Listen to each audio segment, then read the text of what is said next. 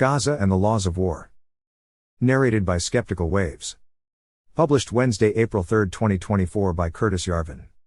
As the father of a toddler, I am obviously distressed to hear that toddlers are being maimed and killed by bombs paid for by my tax dollars. I want this shambolic slaughter circus to stop. I think every institution involved in it, from UNRWA to the UN to Hamas to the IDF to the State Department, needs its entire org chart liquidated by bunker buster bombs, leaving not a single box to check. I think all these offices need to be ground into dust the size of the FTX trading team. And I think if the world knew what I think I know, this would already have happened. As for the people involved, they're just people. Like the FTX trading team. They're just a bunch of nerds. Maybe they should even get competitive severance packages. The problem is the structures and the ideas, not the people. And that said, I have to say I am pretty blasé about this war. It does not concern my country. It does not endanger me. I am confident that, if everyone thought and acted as I did, not a hair on a toddler's head would be harmed. As for making everyone else think as I do, am I not working on it? Other public investments. Not to digress, but my tax dollars have paid for a lot of things, including this. We will intensively sample bats at our field sites where we have identified high spillover risk SARS-CoV-2. We will sequence their spike proteins, reverse engineer them to conduct binding assays, and insert them into bat SARS-CoV backbones, not SARS-CoV, so exempt from dual use and gain of function concerns, to infect humanized mice and assess capacity to cause SARS-like disease. We choose to infect humanized mice, and do the other things, not because it is safe, but because it is dangerous. Science in 2018. And after this, I kid you not, they were going to protect us from high spillover risk SARS-CoV-2 by vaccinating all the bats. We will inoculate bats with novel chimeric polyvalent spike proteins plus the immune modulator to enhance innate immunity methods against specific, high-risk viruses. We will trial inoculum delivery methods on captive bats, including a novel automated aerosolization system, transdermal nanoparticle application and edible adhesive gels. We will use stochastic simulation modeling informed by field and experimental data to characterize viral dynamics in our test cave sites in Yunnan province, where the most effective biologicals will be trialed. Edible adhesive gels. Your uncle choked on his own juices, your nephew didn't go to school for 2 years, because of a plan to protect us from bat viruses by feeding all the bats in all the caves in Asia vaccine-laced gummy bears. Not even slightly making this up. Yes, the diffuse proposal was specifically rejected. But a proposal in life sciences just describes the stuff you're working on. EcoHealth is still getting grants galore. More horsemen of the apocalypse. Okay. Not to digress. But, this is how screwed up US healthcare policy is. Sorry, phobes, China was just a subcontractor on this one. The point is, US foreign policy is no less screwed up. Perhaps it is even more screwed up. This is why I was distressed to see Sam Criss, a writer I've always respected, sure, a communist Jew, but aren't we all, and an excellent writer, vehemently champion what my friend Baruch Kogan calls the shtet-lib position against me. Curtis Yarvin, Dark Prince of the Dark Right, insists that it is clear to any sane person that if Israel could install a technical device on its bombs that would prevent them from killing civilians, it instantly would. Wouldn't they? How can anyone who knows anything about a modern defense bureaucracy, in Israel or in the US, not know they would? Does this Criss person, who seems to have strong opinions on military affairs, even know what militaries are made of? At least, in the Western world in 2024? I think it is true that the Israeli military is less energetic in rooting out war crimes than, for instance, the post-My Lai US military. Its definition of war crimes may also be a little more lenient than the current Western standard. But it is certainly within the same local cluster. If we merely imagine Israel with the same affinity for macabre war trophies, for instance, felt by the US military in the Pacific Theater, not to mention our knack for strategic bombing on the Julio duet pattern, we are in a totally different world. An Israeli officer sends Netanyahu a letter opener carved from an Amalekite arm bone. This is the sort of gift I like to get, says the Prime Minister, and lights his cigarette. Even girlfriends get in on the action. And this in our country. In the lives of those now living. This chick might be alive. Question: on the scale of human history as a whole, or Western history as a whole, where does our local cluster fit on the absolute spectrum? What is that spectrum? Because I am a strange person, I insist that before we can make any judgment on current events, even events involving toddlers getting squished, I feel that we need to ascertain our exact position in history. Weirdly, from Criss, we do not even get a sequitur. Instead we go straight to this. Yarvin is, as he keeps reminding us, a foreign service brat. Does he really expect us to believe that he's never heard of the Da'iya doctrine? Actually, I hate to be embarrassed guy here, but I had never heard of this Da'iya doctrine. I looked it up. It turned out, of course, to be about civilian infrastructure like buildings and stuff. The method of action in Lebanon, in 2006, was that, in the first stage targets were attacked which formed an immediate threat, and in the second stage the population was evacuated for its protection, and only after the evacuation of the population were Hezbollah targets attacked more broadly. I am convinced that this pattern was a moral pattern, that it was correct to use, and if another campaign is required it will be correct to act in the same way. Sounds like a very sensible system which I entirely endorse. Note that, in my view, the IDF should be treating Gaza like this, namely, evacuating the civilian population for its protection, and, of course, is not. Largely because of the cries of people like Chris. Even the powers of the IDF have shrunk in the last 20 years, let alone the last 70. Imagine if the US had evacuated Dresden, in February 1945, 3 months before the end of the war, to protect the population. Imagine if they had evacuated Raqqa, in June 2017, to protect the population. Imagine how mad Sam Chris must be at these wars. To be fair, in one defunct publication, there is a record of Chris, but not the rest of the weird world of mass-market Byronic Arabophilia, giving a shit about Raqqa. But I would laugh with shock if he gave a shit about Dresden. Not all toddlers, you see, are the same. Some toddlers are born innocent, whereas others are genetically guilty. Yes, Sam, I do see that you want to give a shit. The secret to everyone's happiness is, stop wanting to give a shit. Especially stop pretending to give a shit. Once the only shit is in the world is shit that is coming from people who naturally give a shit, the world will be clean and safe and orderly and happy. Sadly, people like you keep shitting on it. As with COVID, the whole problem is caused by its official solution. I do not naturally give a shit about Palestine, Israel, the Jews versus the Arabs, etc., etc. Maybe it is more natural for you. The sense I'm feeling is, you've worked on it. To be quite simple, it gives you something to write about. Who doesn't need that? Every writer has these kinds of conflicts of interest. But if you need to stir up drama for a living, maybe keep it personal?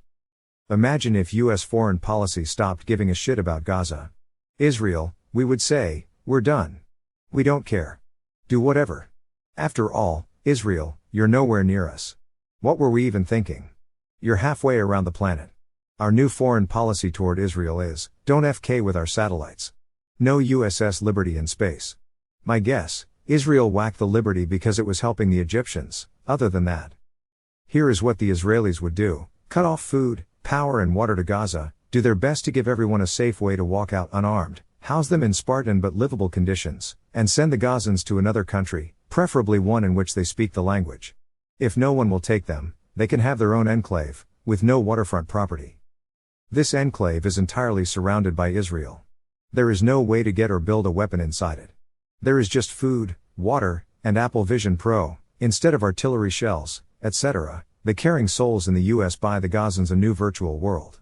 Since Apple Vision Pro costs $3,000, and there are 2 million Gazans, this will cost only $6 billion. There are probably some terrorists who won't come out. They will be mowed down by robot dogs. Do you think robot dogs are afraid of tunnels? Robot dogs thrive in tunnels. The buildings, frankly, not great stuff, will be dozed into artificial hills. And the site will be ready for development. Did I hear someone say beachfront? If Israel really wanted to bend over backward and demonstrate its fairness, not quite necessary given what happened on October 7th, and the fact that most Gazans are into it, it could collectively grant them a slice of equity in the new Gaza. The new Gaza, developed, of course, by Jared Kushner, is the LA of the Mediterranean, an entirely new charter city on humanity's oldest ocean, sublime real estate with an absolutely perfect, Apple-quality government. This city will be worth $6 trillion, making every Gazan a millionaire. They can all afford to move to Dubai from their enclave. They will be replaced by Thai gastarbeiter picking irrigated watermelons in the Negev. And no toddlers will die. But Sam Chris will no longer get his colonial rocks off. He will not get to feel like Lord Byron, but without the swimming, or T. Lawrence, without the Turkish prostate stimulation. Alas, we Jews are always late to the party. But his problem is that what's happening in Gaza indicts his entire ideology. Yarvin is a monarchist. He thinks society should be led by a singular, absolutely powerful sovereign who has total authority over his subjects without any kind of democratic accountability. Chris is an oligarchist. He thinks society should be led by a plural, absolutely powerful bureaucracy which has total authority over its subjects without any kind of democratic accountability. Chris calls actual democracy politics and thinks it is bad, and any real government needs to be protected from it. Sadly, he is right about this, at least, in the ugly world we live in. John Adams had just the same thought. For Adams it was just a prophecy, but the idea of any actual operating democracy in the 21st century is purely risible. It's not even that the people of today are too ignorant, unintelligent, frivolous and/or immoral to be trusted with power. Yes, they are all these things, but most of all, if given power, they are too weak to hold on to it. Therefore, they cannot hold power. Therefore, actual democracy is not possible. It does not matter that the people would be bad stewards of power. They are no stewards of power. Maybe they are strong enough to capture power, but even if some accident put them in power, a thing accident does, they could not hold it. Putting the people in charge is like having an 8-year-old king. He can never really be in charge. Not at least until he grows up, and here, unfortunately, the analogy breaks down. The people are not growing up. If anything, they are growing down. Therefore, it makes no sense, in the present world, to talk about democracy as a system of government. Since all government depends on consent, democracy can always generate a momentary force. But it cannot now exist as a continuous system, not with the people we have. Therefore, if authoritarian is the inverse of democratic, all realistic governments are authoritarian. That is, they are either oligarchic or monarchical. If we map oligarchic into meritocratic, and monarchical into authoritarian, we have arrived at the political formula of the present day. If you do understand this, do the world a service and do not prate about democracy. You are literally raping the English language. The idea of replacing democracy with oligarchy, while keeping democracy's hollow name as a euphemism and a matador's cape, is hardly new. In U.S. history it is best attributed to Woodrow Wilson, but European ideas of scientific government are even older. The beau ideal of the 20th century was the reduction of governance to a science, like physics, executed scientifically by scientifically selected specialists, theory by professors in a meritocratic university, practice by administrators in a meritocratic civil service. Power in this system would come from prestige would come from merit. As a whole it would be a kind of machine far above its human parts. It is time for us to realize that if this machine ever worked, it worked for reasons beyond the ken of its designers. It worked not because the 20th century, or the 19th for that matter, solved the science of society, but because its human parts were, at one time, genuinely amazing. FDR's New Deal, for instance, was staffed by startup quality people. And sometimes it was even shaped like a monarchy. FDR, for example, was a king in all but name, not the most hands-on CEO, but a CEO nonetheless. The Manhattan Project looks exactly like a startup, right down to the technical and non-technical co-founders. But that was then and this is now. True meritocracy is a distant memory. Accidental monarchy has mostly been disposed of. Everything oligarchical, even science, is fully bureaucratic.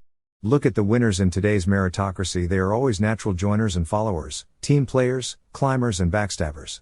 Even when they are talented, and they often are, Napoleon's line about Talleyrand always comes to mind. In every organizational context in which the difference can be tested, monarchies massively outperform bureaucracies. Tesla is a monarchy. The California Department of Transportation is a bureaucracy. Imagine Caltrans trying to build an electric car. Now imagine Elon Musk in charge of California. Yes, he would probably make some stupid mistakes.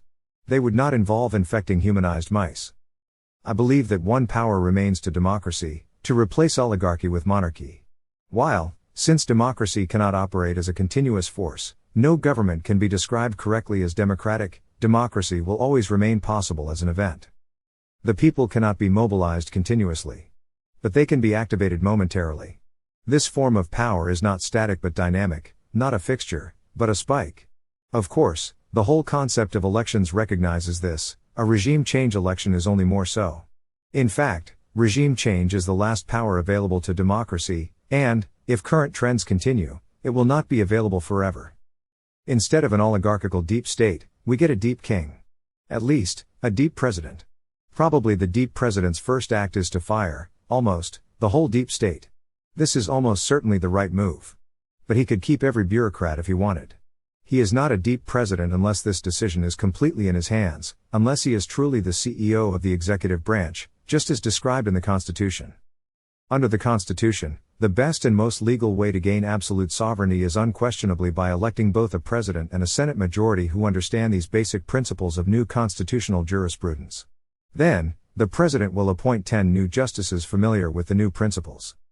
At this point he combines the habitual sovereignty of the judicial branch with the nominal hierarchy of the executive branch, which he rapidly revamps to be unconditional, giving him his full constitutional power as chief executive of the executive branch.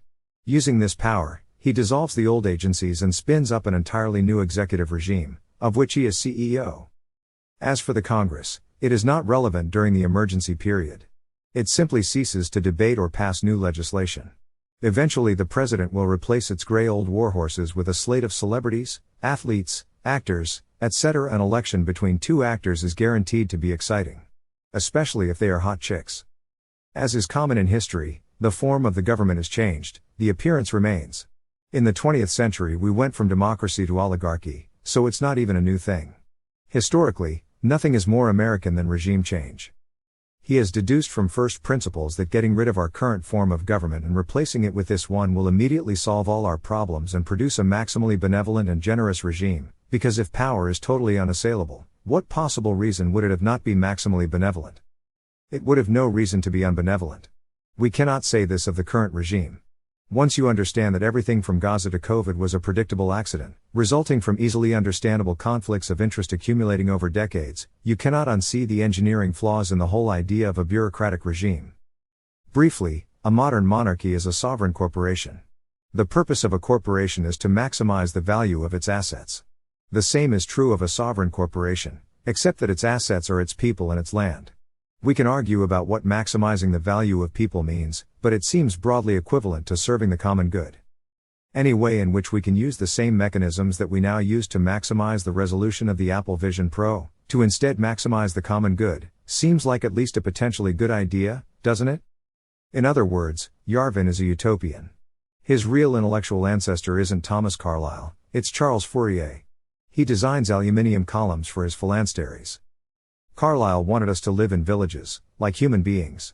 Fourier wanted us to live in giant rationalist group houses, like Eliezer Yudkowsky, with our women in common. Gray is spelled with an A, the American way.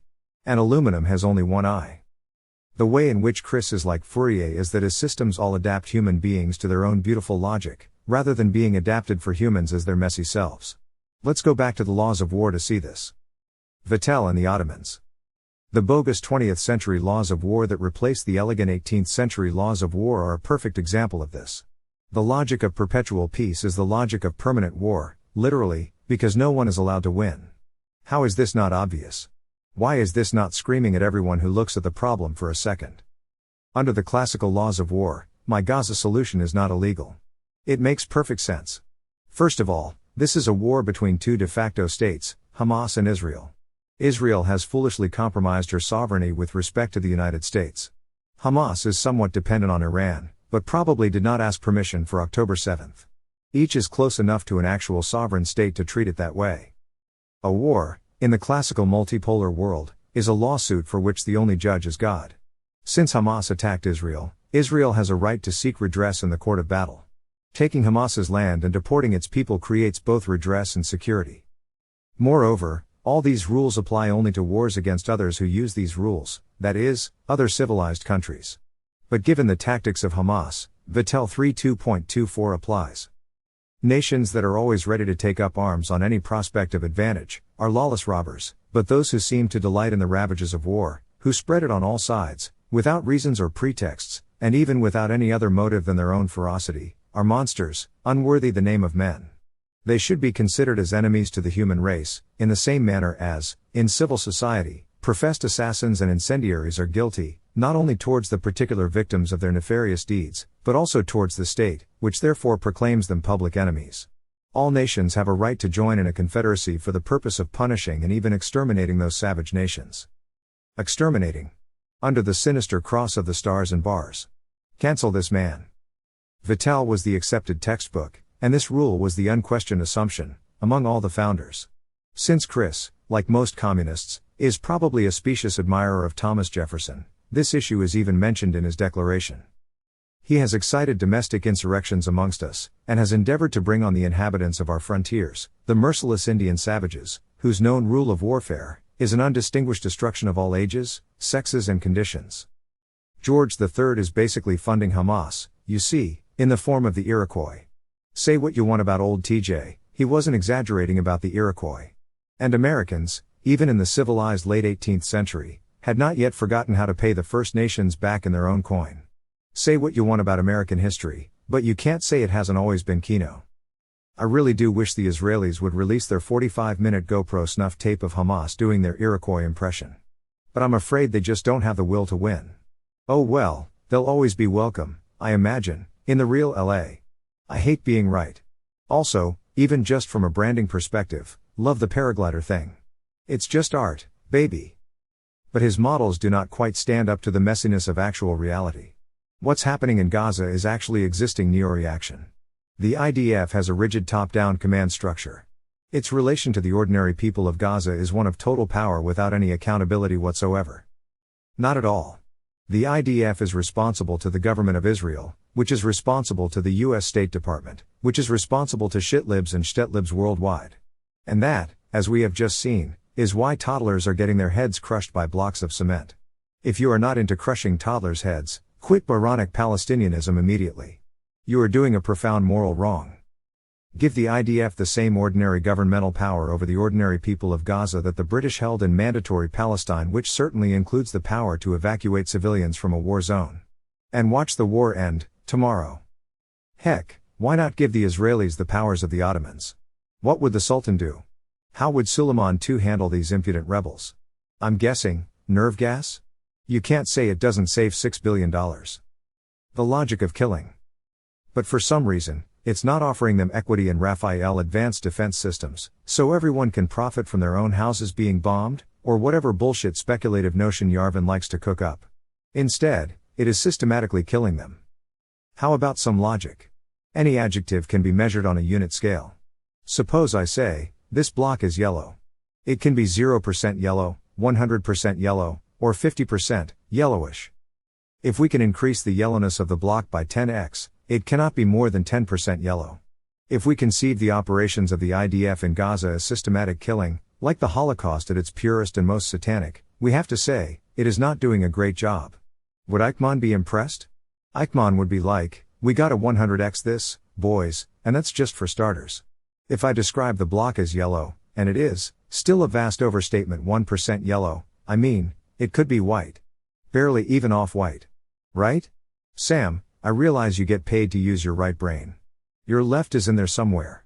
We're not at AP calculus here, please try to give it a workout every now and then. Intuitively, if we compare the Israeli willingness to inflict civilian harm in Gaza today, to the American willingness in Raqqa in 2016, to the British willingness in 1945, to the Germans' willingness in 1943, we are comparing a grape to a blueberry to a cantaloupe to a watermelon.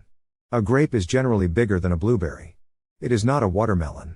So don't call it one? And also it's weird that no one cares at all about cantaloupes. Lord Byron's children.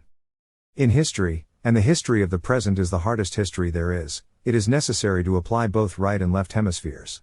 If you did not read Chris's whole essay on Gaza, but only skimmed to the little footnote in which he menciones me, it is worth it. Like so many of us Jewish communists, Chris is a fine writer. But he is telling us an entirely fictitious story, told, generally, with actual facts. This story has a purpose, to make modernized people in the Western world feel like protectors of non-modernized people in the non-Western world. This makes the Westerners feel powerful. Lord Byron protected the Greeks, really just a bunch of bandits, seeking independence. What have they done with it? Lol. I guess still good at shipping? From Ulysses to Onassis? Okay. Imagine the splendor of the Middle East if the Ottoman Empire was still alive, of the Far East if the Qing dynasty and Imperial Japan had survived. All these empires were brought low by dissidents, minorities, even terrorists, all seeking one thing, Western support. Which flowed in rivers. And what a false and self-serving gift it was. My Jewish grandparents felt this way about Russia. Everyone in the US hated the Tsar. Not just Jews. Everyone. They believed in freedom for Russia. Result, the USSR. Boy, did my grandparents love the USSR. They loved it even after Stalin purged the Jews. They loved it from the 20s to the 70s. At least. Supporting the USSR felt Byronic. Supporting Castro felt Byronic. Supporting Arafat felt Byronic. Supporting the Arab Spring felt Byronic. The whole Western world was infected by this epidemic of romantic, moralizing Byronism. This has already turned its former colonies into, in Trump's Pekin expression, shithole countries. This is just the start, we're next. Archaic border barriers are not very Byronic, are they? And today, this narcissistic patronage, having stirred up historically normal, but presently unusual, levels of nationalistic revanchism and human barbaric war lust, having seen its consummation in Operation Al-Aqsa flood, has condemned the population of Gaza, mere puppets for the Byronic ego, first to go on a bizarre orgy of precivilized massacre, and now to cower under Israeli bombs. With friends like these. Imagine if the Palestinian cause had no American friends? The war would have been over long ago. Yes, some real estate would have changed hands. Unheard of. Would Hamas even let the Gazans go? Are they actually hostages? Unclear. Israel would love to evacuate them, but the State Department would not let it evacuate them. Unless they were released into Tel Aviv as asylum seekers, of course. Or maybe Brooklyn as Uber drivers? Ubers in NYC are so expensive these days. Dr. Hanania, I feel sometimes, may even have a point, demand, supply, demand. And so, toddlers are crushed. Dear me. Fortunately, it is not my problem, not my sandbox, not my toddler. But at least I am not causing it. You are, Sam, in the collective, Kantian sense, of course.